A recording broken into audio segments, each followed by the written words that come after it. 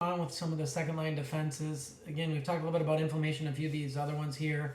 We're going to look a little bit more at like complement, fever, and interferons, among other things.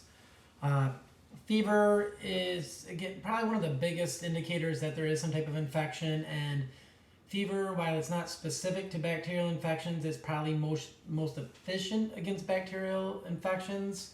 One of the things it does is bacteria have a particular temperature that they will grow best at, which is usually, at least for human pathogens, our body temp. So fever brings them above that optimal growth temperature and is going to slow down their ability to grow. It does also help with reducing viral replication, which is also part of the reasons with certain viruses we'll see fevers kick up as well. Whatever causes the fever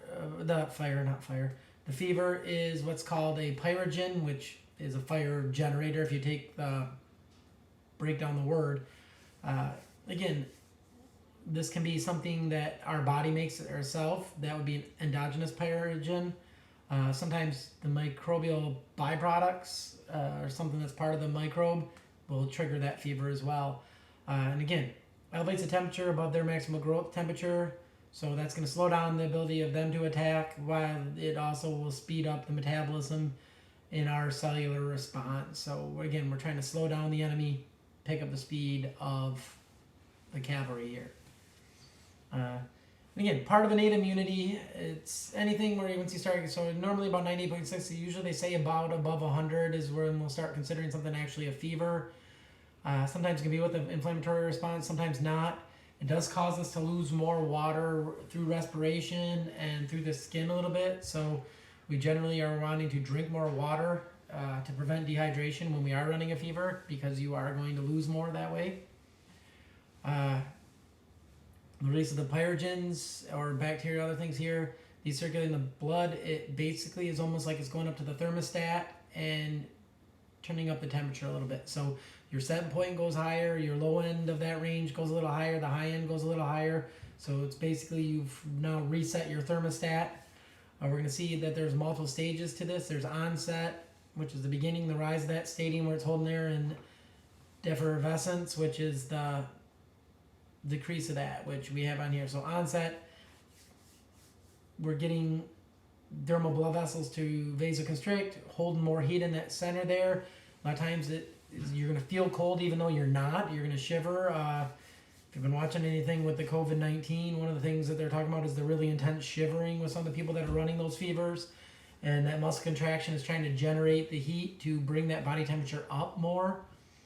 Stadium is that level. Once we get that rate up, we kind of maintain it with increased metabolic rate and some of that stuff to really help keep the temperature up.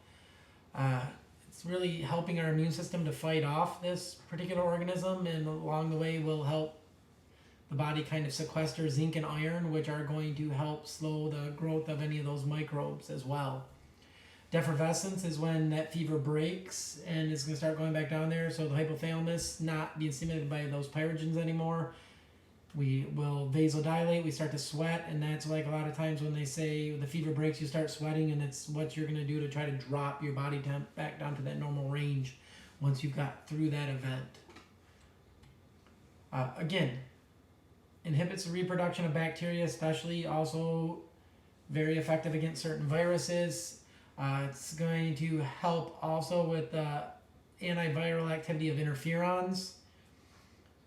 Increases the activity of our specific immune response, along with helping to really kind of get more of those blood cells out of the bloodstream and everything else like that. And again, ideally, if you can, you want to let a low fever kind of be okay. So something under like 102, 101 is kind of fine.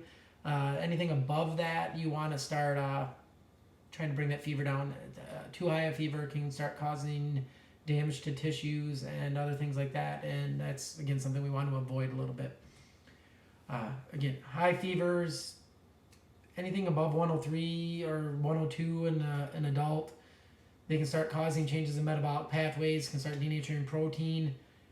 You can, if your temperature gets too high, it can lead to brain damage and death if fever is allowed to stay too high. Sometimes it's packing people in ice and other stuff like that, trying to keep their temperature down from getting that high.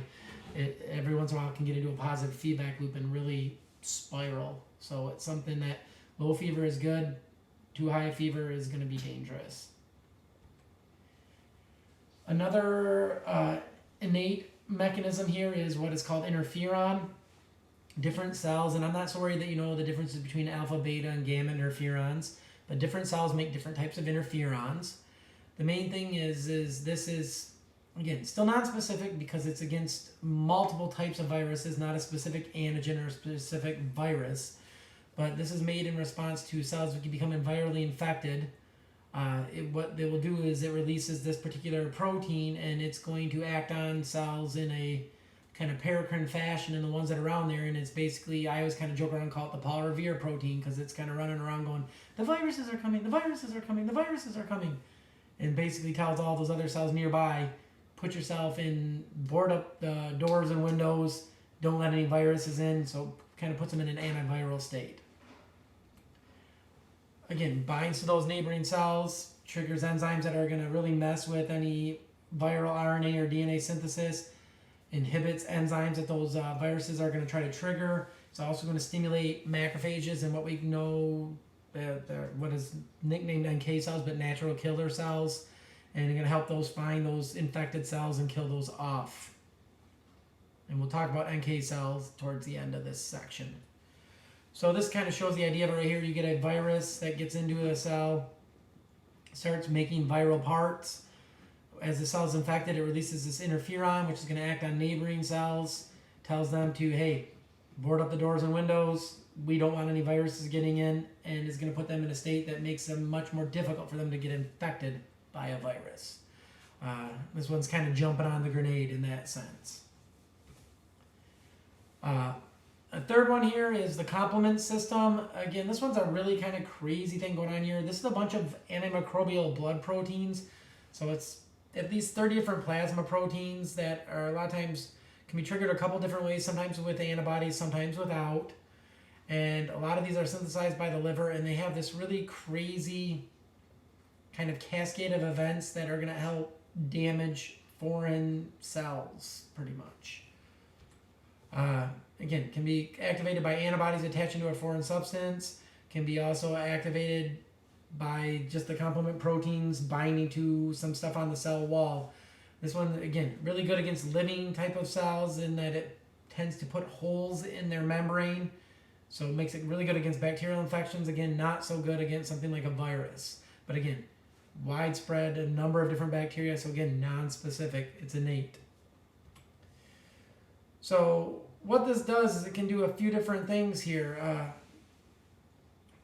This complement system can lead to what's called opsonization.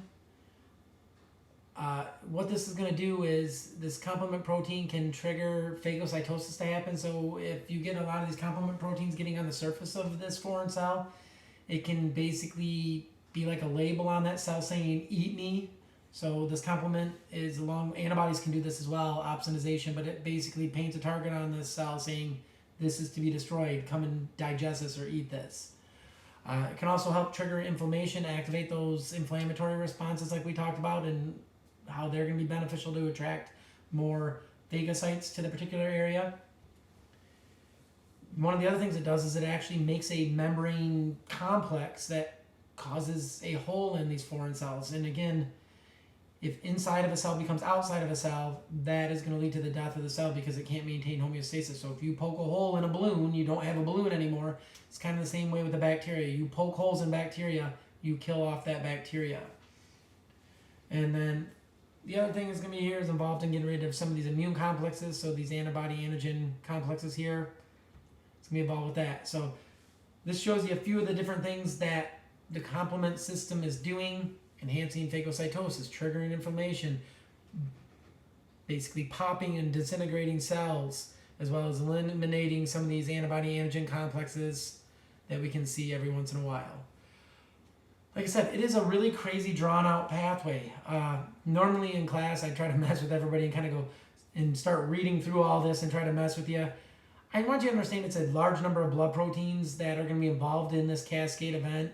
But I don't need you to know the steps to initiation and amplification and cascade, but just realize, and I want you to just take a look at it and just kind of realize how complex of a process this is, and it's pretty crazy that people are able to figure this out.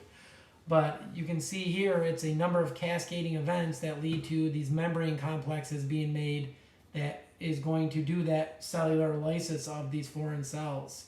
So again, don't worry about trying to memorize that C5 is a reactive site for some of these things here, and C6, C7, and C8 are going to aggregate and all this other stuff like that. You don't need to know that. And then really, I think this is the last one of the bunch here. We have what are called NK cells. So these are a kind of a non-specific type of lymphocyte. NK or natural killer cells. I always kind of joke around. If you've ever seen the movie Natural Born Killers, they were serial killers on this one, going around killing other people. Natural killer cells are kind of the same thing. The whole idea in these ones is they're destroying abnormal or virally infected cells. They can be targeted there by antibodies or a few other types of things like the complement system. But what happens if they recognize that something is abnormal and needs to destroy it? They release what are called perforin molecules, and perforin sounds like perforation. It is basically going to poke a hole in this abnormal cell by making a membrane complex like you can see here. What I always think is kind of fun is what organelle targets vesicles to the surface. It's going to be that Golgi. So if you see the cell come into contact, you got the nucleus here, and that Golgi apparatus is going to turn almost like a turret and then releases a bunch of vesicles of this perforin, which are going to make these membrane complexes and burst this cell. So this again is the NK cells going and lysing abnormal or virally infected cells. So after this stuff here, we'll start working now through adaptive immunity, which is that specific immunity, and that's going to be another probably 3 shows of stuff that we're going to be seeing at least on that one. So that stuff's a little bit more involved, so when you see it, be ready for it. Till next time.